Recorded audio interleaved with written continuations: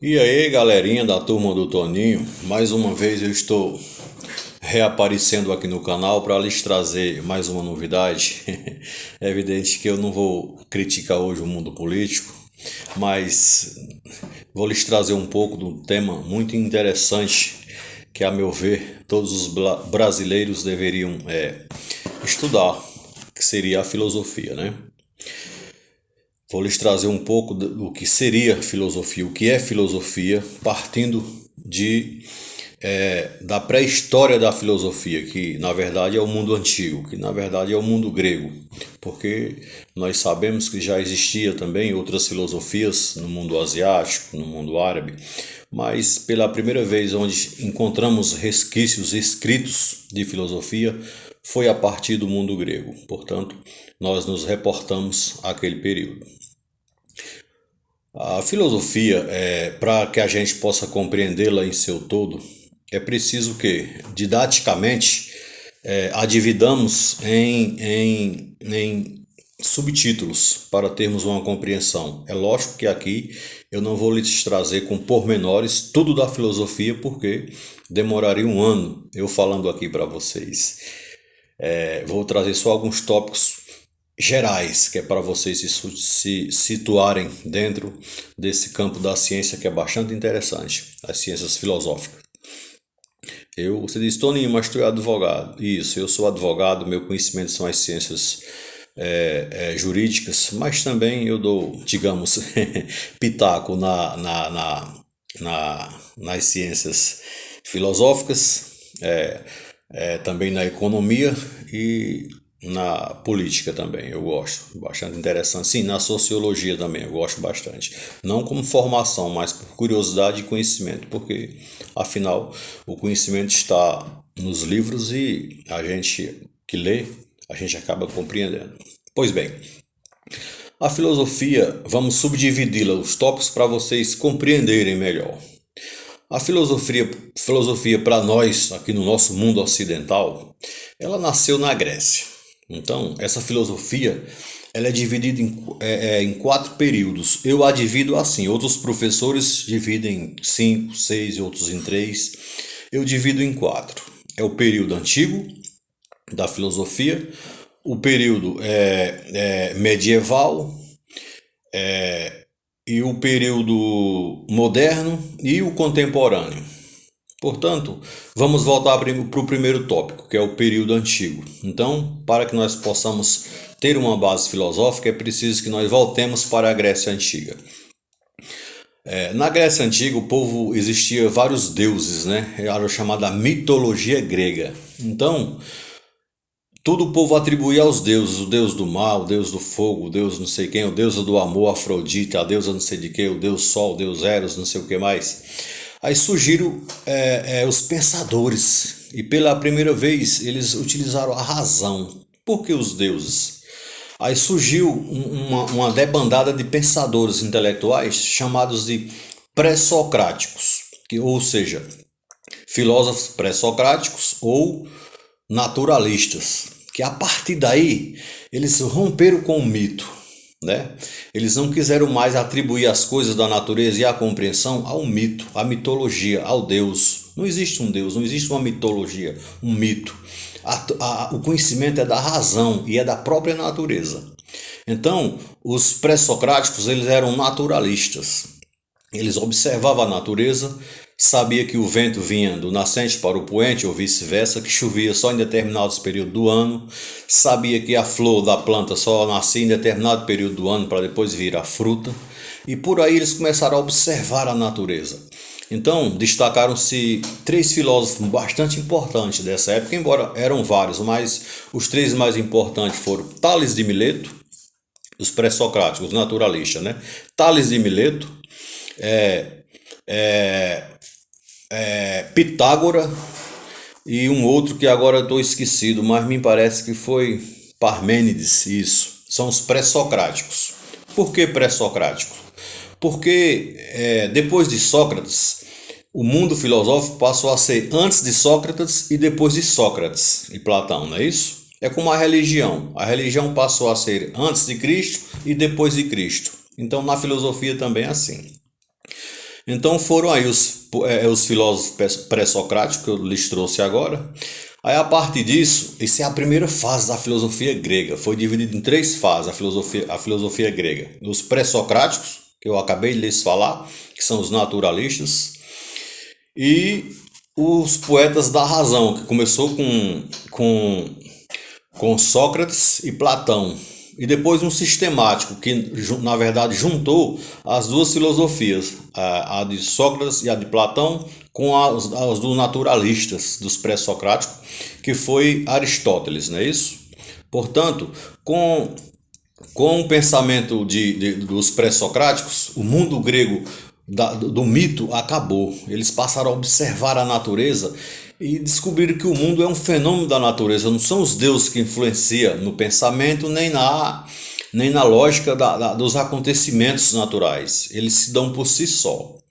Já com Sócrates e Platão, eles simplesmente aboliram um pouco desse pensamento da natureza e disseram que a filosofia está na razão, em busca da razão, ou seja, o convencimento, a razão, o entendimento da coisa peculiarizada. Compreende? Sócrates e Platão. E mais na frente apareceu o outro poeta chamado de Aristóteles, que fundiu essa filosofia platônica com a de Sócrates e os naturalistas e criou a sistemática, a filosofia sistemática.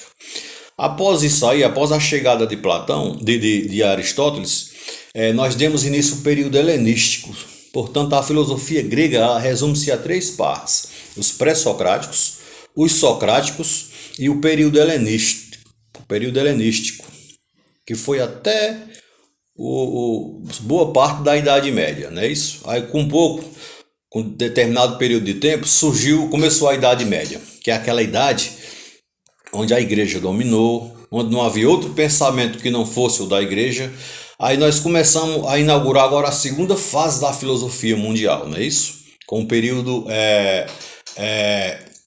medieval. Nesse período medieval, na Alta Idade Média, no começo da Idade Média, destacou-se um filósofo chamado de Agostinho, Santo Agostinho, fundando o chamado pensamento patrístico, né? Foi criada a escola patrística, voltada também com os pensamentos de Platão. E mais na frente surgiu um novo poeta, um novo filósofo denominado, que fundou a escola chamada escolástica, já na Baixa Idade Média, aqui já terminando a Idade Média. Esse poeta, o nome dele é São Tomás de Aquino. Então esses dois poetas foram os poetas da segunda fase da filosofia mundial. Agostinho e o poeta São Tomás de Aquino.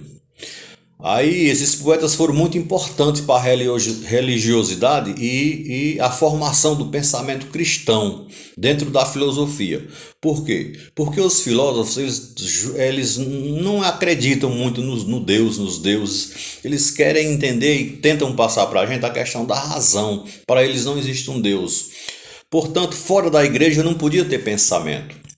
Aí nesse período surgiram os poetas chamados Santo Agostinho e São Tomás de Aquino, que foram os dois poetas da idade medieval. Poeta não, eu estou confundindo sempre com poeta. Na verdade, os filósofos, né? Da segunda fase da filosofia mundial.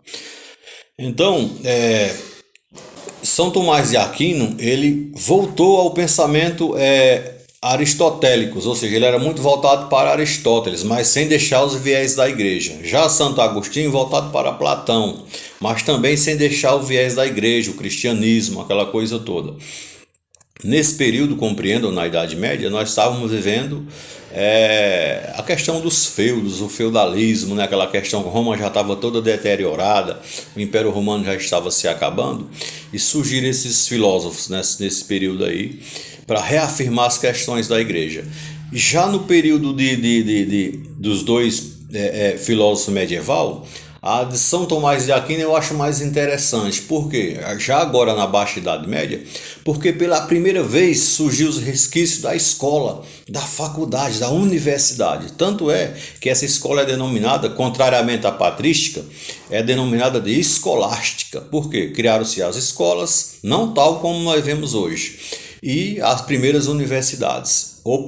por aí. Não era uma universidade como agora, medicina, direito, economia. Era uma universidade também voltada para a filosofia da igreja, de Deus. Mas aí, como o pensamento é peculiar, e alguns davam umas escapadas e eu começando a discordar das questões religiosas, que Deus é esse, que não existe, como é, ele é dono de tudo, e a razão? Isso, foi como? Então começou a ter esses questionamentos. Então, com esses dois filósofos, encerrou-se a parte da segunda fase da filosofia mundial. Aí mais tarde surgiu a filosofia moderna, né? A filosofia moderna. A filosofia moderna, quando acabou, a Idade Média já estava toda deteriorada, o povo não estava tendo muita crença mais na igreja, os feudos já estavam se acabando e as ideias absolutistas já começavam a surgir na Europa como um todo. Surgiu um grande pensador na época chamado Maquiavel.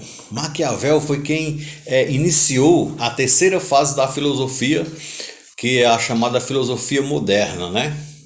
Portanto, vocês compreendem na linha do tempo. Filosofia grega, que era a antiga, a medieval, a segunda fase, e a terceira fase, agora a moderna, já com Maquiavel. Ele que criou o embrião do Estado Nacional, que foi o Estado Nacional que culminou com o resto, os resquícios do mundo feudal, e a partir de ali criando um novo modelo de administração das cidades, criando a primeira vez um histórico, um arcabouço do Estado Nacional. Foi Maquiavel que previu isso com um grande livro chamado O Príncipe, de Maquiavel, que até hoje o povo utiliza na política para administrar as coisas até da atualidade. Tanto é que tem uma frase muito célebre nesse livro que Maquiavel diz: aconselha ao príncipe.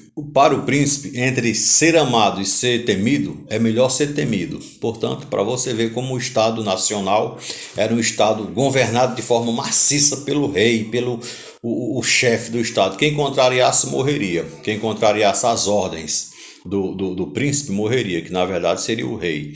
Tanto é que Luís XVI, na França, antes da Revolução Francesa, Luís XIV, ele dizia: o Estado sou eu. Portanto, o Estado ora era Estado, ora era a própria pessoa.